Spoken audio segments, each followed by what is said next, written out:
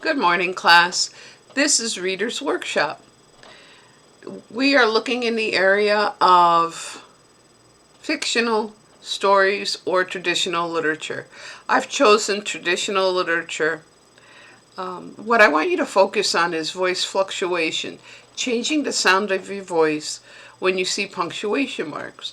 Also, I want you to focus on your characters. How are they? Who are they? What purpose did they have in the reading? Now, before I start the story, I want to review your punctuation marks and changing your voice. When you come to a period, that means stop. Take a breath, breathe, then go on. When you come to an exclamation mark, that means you're excited. Happy birthday! Or you yell like, stop that! When you come to a question mark, you're asking a question, you're waiting for a response, an answer. How are you today? Is that your pencil? When you come to a comma between words in a sentence, you stop, pause, take your breath, so you don't run out of air, count to 3 and continue. When you come to quotation marks, that means there's going to be words in between here, and that's the character doing the talking, what's coming out of his or her or their mouth. And then change your voice to that character so you make the reading interesting. Now,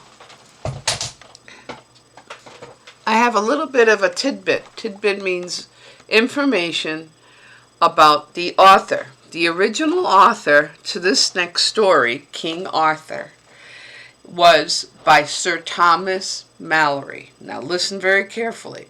Sir Thomas Malory was born in the 1400s. Oh my gosh, 1400, almost 600 years ago. So that was really back in the olden days, somewhere in England, okay? But the new author who adapted the story and changed it a little bit to make it their own was Jamie Elder.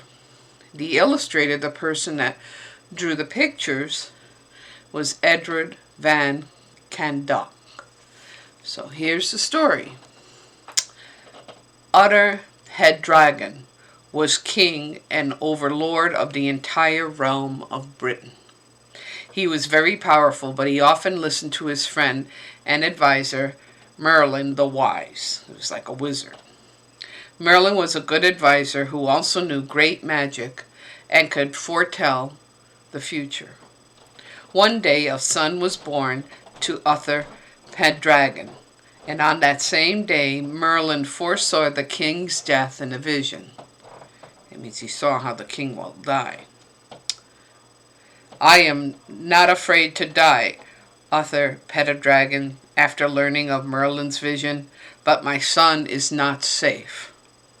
To keep the baby safe, Merlin took him away to be raised in secret. Soon after, Uther Pendragon died in battle in war. Britain became a place of chaos after the death of Uther Pendragon, because it was believed he had no heir. So they thought nobody inherited the land, so the land became chaotic. They didn't realize that Merlin had the son. The lords of the land fought among themselves. Each believed he could claim the throne for himself if there was no heir, if there was no one to inherit it. The chaos lasted for 18 years. When the lords finally asked for his help, Merlin knew what to do. He announced a contest to bring the lords and their sons to one place. The winner of the contest would be the true king of the entire realm of Britain. Merlin just hoped that 18 years was long enough for Uther Pendragon's son to have grown into a man. And here on the very top shows the castle, and on the bottom all the fierce fighting. All the lords and their sons stopped fighting among themselves when they heard about the contest. Each wanted to prove himself to be true king of Britain, so they all went to the place appointed by Merlin, where Merlin said to meet. The place was a clearing with room for many men. In the center, in the middle of the clearing, Merlin caused a great stone to appear.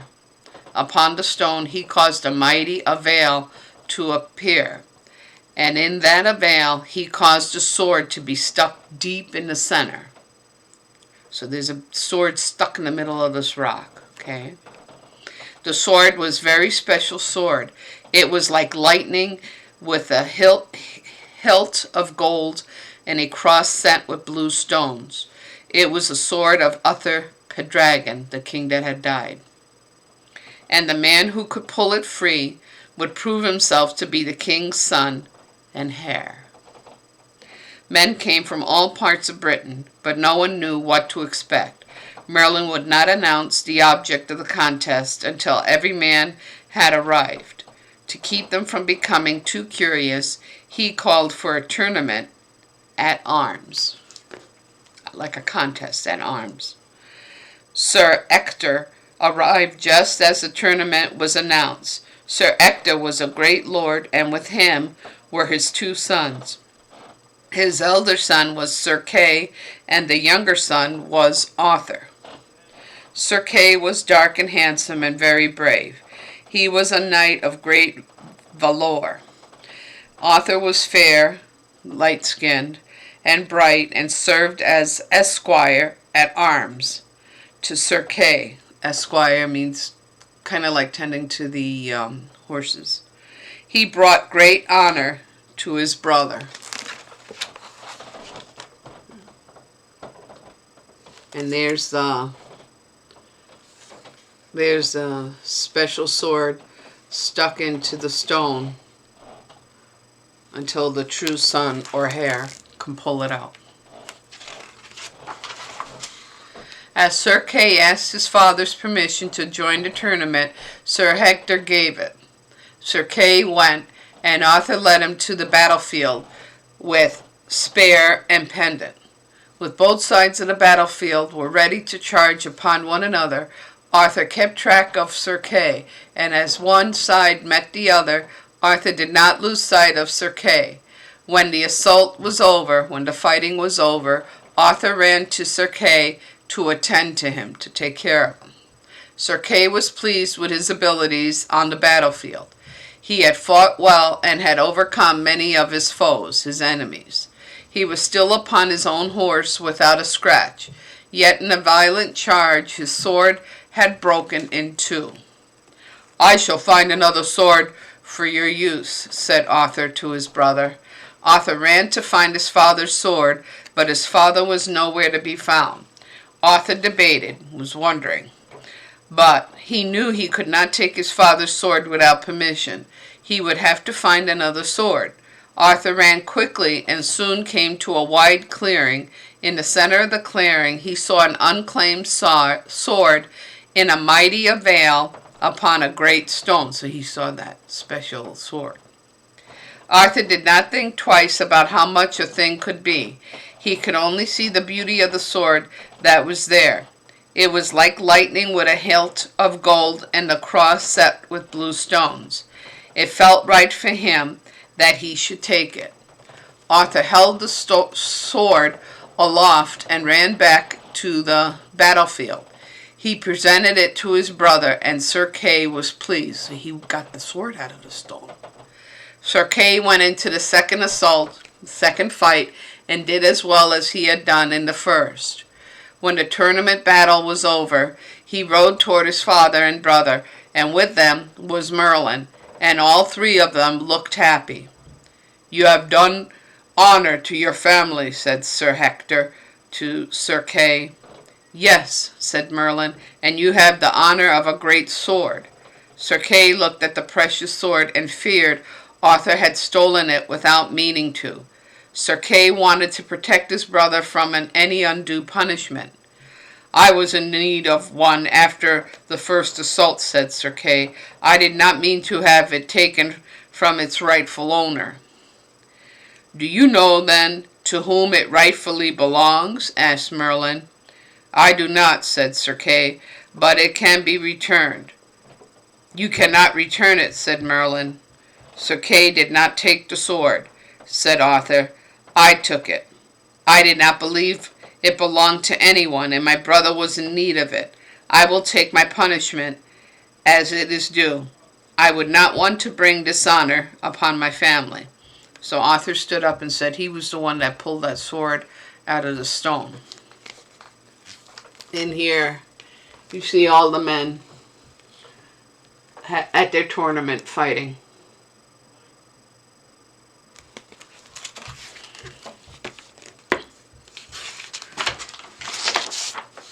Merlin took the sword, wrapped it in fold of his bright tunic, looks like a cape, and went toward his tent. Sir Hector steered Arthur away, moved him away from the crowd. Sir Kay followed him. Inside Merlin's tent, they were quiet for a long time.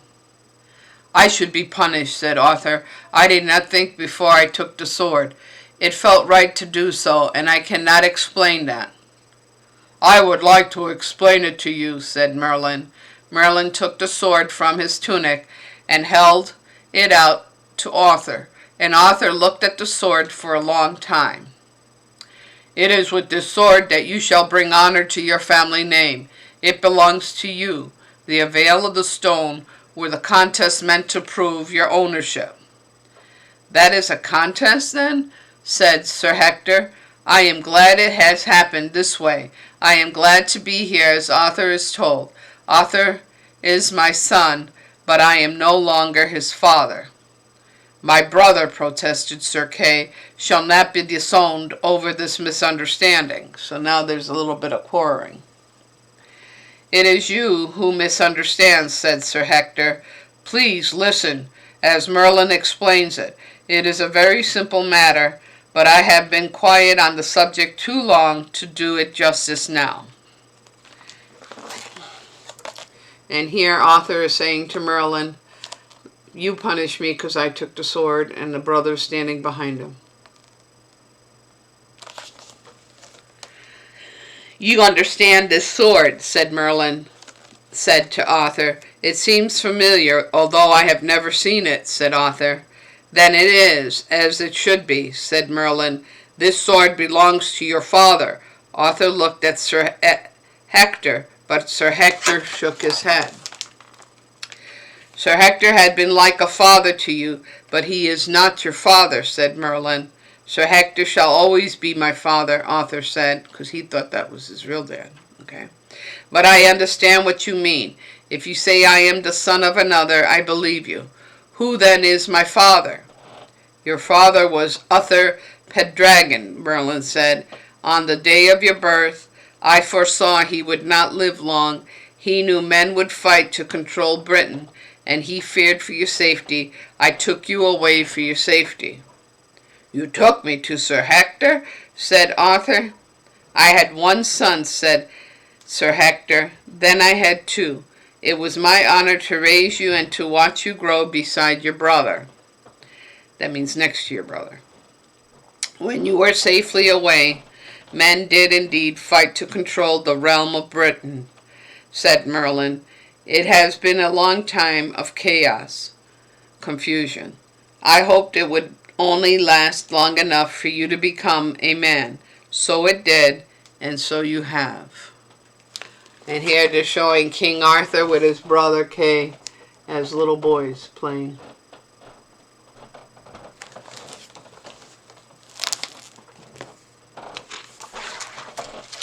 After Arthur felt Sir Kay trembling at his side. Sir Kay would not look at him, so Arthur put his hand on his brother's shoulder. Now the lords have asked for my help, said Merlin. I planned for this contest long ago. Why have a contest? Asked Arthur. It will not be obvious to all men that you are the rightful heir to the throne of Britain, said Merlin. It must be proven twice. I set the sword in the avail upon the stone, and only the true heir can claim it. Each man will realize he is not the king if he cannot take the sword. In turn, he will realize you are the true king when you take it so easily. So tomorrow it shall be proven that I am the king, said Arthur. "That was proven today," said Merlin. "It was proven to you. Tomorrow it shall be proven to all the lords and their sons." Sir Kay made a noise beside Arthur. "We will always be brothers," Arthur said to comfort him. Sir Kay looked upon the man he knew as his brother, but who now was a king. He tried to speak, but he could not. In frustration he fled. He ran from the tent.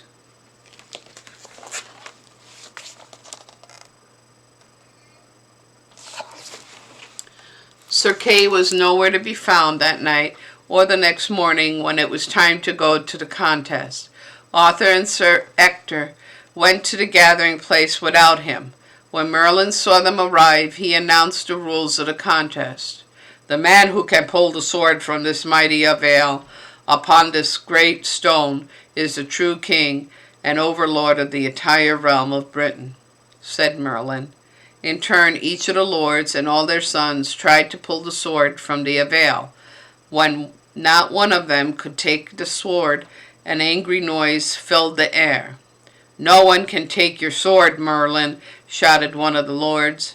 "It is not my sword," said Merlin. "It is the sword of Uther Pendragon. Only his faithful heir can claim it. Only the one that really belongs to him can get that sword out." Finally, Arthur came forward to a mighty avail upon the great stone. He gripped the hilt of the sword and easily drew it out. He held the sword high, and the crowd fell silent. "Is this how you honor your king, with silence?" demanded a voice in the back of the crowd. It was Sir Kay, his brother.